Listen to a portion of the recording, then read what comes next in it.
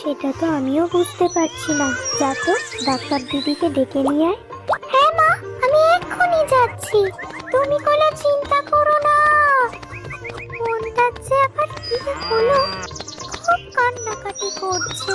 Doctor দিদি শুনলাম পুটিদের বাড়ি গেছে, আমাকে সেখানে গিয়েই দেখতে হবে।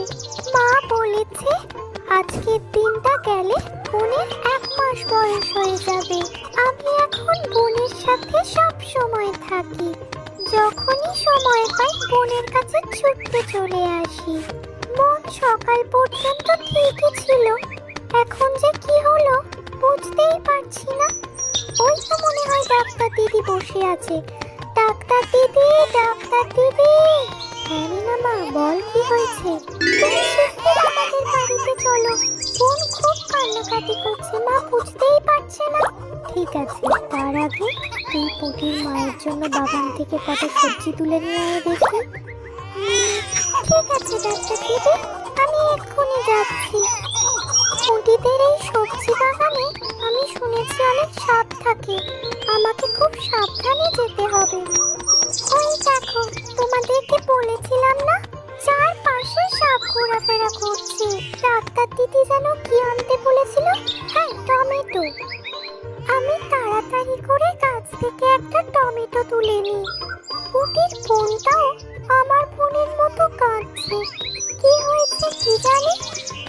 আর আমাকে তুলতে বলেছিল ফুলকপি, ফুলকপিও আমি পেয়ে গেছি। চারদিকে সাপগুলো বাবা গো বাবা এমন ঘোরাফেরা করছে, আমাকে খুব সাবধানে কাজ করতে হবে। আমার ফুলকপিও তোলা হয়ে গেছে। আর নিতে বলেছিল একটা কুমড়ো, কুমড়োর যদিও পুরোটা লাগবে না, আমি গাছ থেকে এক টুকরোই কুমড়ো তুলে নেব। এই তো কুমড়ো গাছ, এখান থেকে অর্ধেক কুমড়ো নিলেই হয়ে যাবে।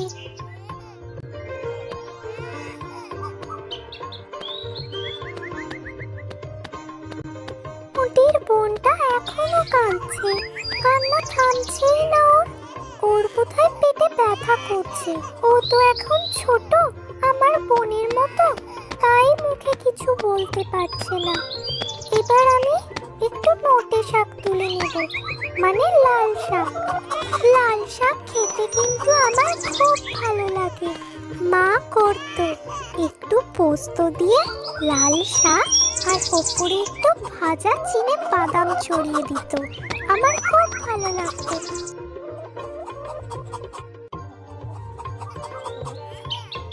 ও বাবা, আমার তো মনে হলো এক্ষুনি বোধহয় সাপটা আমাকে ছোবল মারবে। আমি খুব বাঁচা বেঁচে গেছি। এবার একটু পালং শাক তুলে নেব, তাহলেই হয়ে যাবে। আমার কিন্তু পালং শাক খেতেও খুব ভালো লাগে। ঠাম্মি বড়ি দিয়ে পালং শাক রান্না করে, খুব ভালো লাগে খেতে। পুটির বোনের কান্না তো দেখছি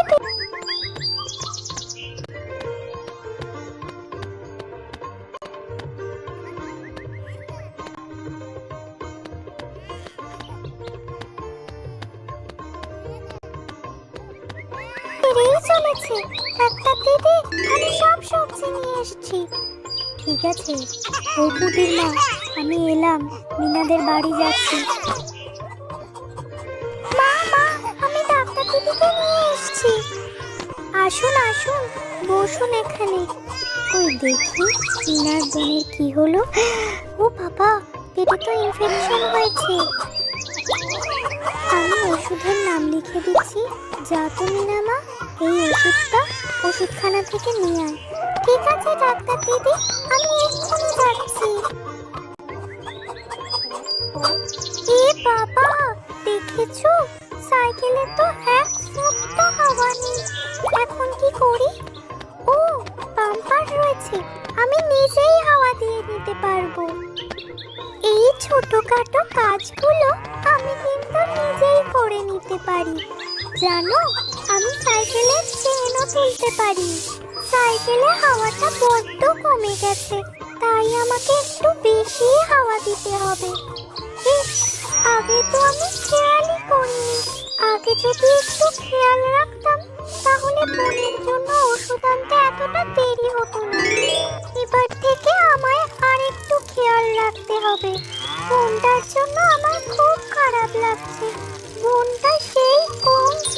থেকে শুধু কেঁদেই চলেছে। ও বাচ্চা মানুষ, মুখে তো কিছু বলতে পারে না। যখন আমাদের মতো কথা বলতে শিখে যাবে তখন বলতে পারবে। আমাকে তাড়াতাড়ি সাইকেল চালিয়ে স্বাস্থ্য কেন্দ্রের কাছে যেতে হবে। আমি কবিদের বাড়ির কাছেও চলে এসেছি। যাক, কবির বোনের কান্নাটা এখন তবু থেমেছে।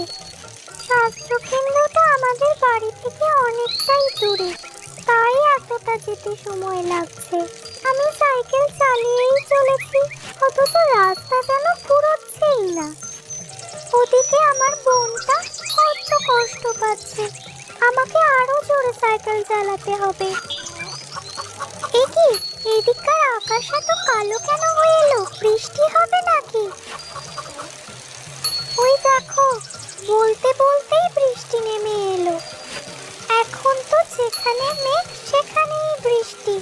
আবার আকাশ কত রকমের খেলা দেখায়, রোদ আবার বৃষ্টিও পড়ে। এই তো আমি স্বাস্থ্য কেন্দ্রে চলে এসেছি। কাকু কাকু, আমাকে এই ওষুধটা দিন তো, ডাক্তার দিদি দিয়েছে। এনে মা, দাঁড়িয়ে যা, বৃষ্টি পড়ছে তো। না গো, আমাকে দাঁড়ালে হবে না। আমাকে তাড়াতাড়ি বোনের কাছে যেতে হবে। বোনটা খুব কষ্ট পাচ্ছে। আকাশটা আরো কালো হয়ে এলো। ও বাবা, এখন তো আবার বৃষ্টিও পড়ছে মুষলধারে। দেখেছো, সাথে আবার বাজও পড়ছে। আমাকে খুব সাবধানে বাড়িতে যেতে হবে। কি জোর বিদ্যুৎ চমকাচ্ছে আর বাজ পড়ছে।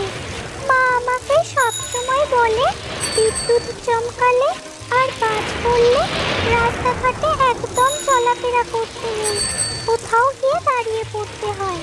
কিন্তু মায়ের কথা শোনার মতো এখন তো আমার হাতে সময় নেই। ওদিকে বোন তো খুব কাঁদছে। আগে এই কথাটা একদমই জানানো যাবে না, নইলে মা আমাকে খুব বকবে। দেখেছো কত বড় বড় বাজ পড়ছে রাস্তায়। ভাইয়েরও ওদিকে স্কুল ছুটি হয়ে গেছে মনে হয়। ও তো বৃষ্টি হলেই বৃষ্টিতে ভেজে জলকানা কেটে বাড়িতে আসে। তখন মা ওকে খুব বকে। এত জোরে বৃষ্টি পড়ছে, বাজ পড়ছে, মনে হয় না ওদের স্কুলের দিদিমণিরা ওকে বেরোতে দেবে। আমি বাড়ির কাছেই চলে এসেছি। দেখেছো, বৃষ্টিও থেমে গেছে। ডাক্তার দিদি, ডাক্তার দিদি, আমি এসে গেছি। এই নাও বোনের ওষুধ, বোনকে খাইয়ে দাও। হ্যাঁ মা। ও মিনা মা, তুই তো দেখছি অনেক বড় হয়ে গেছিস।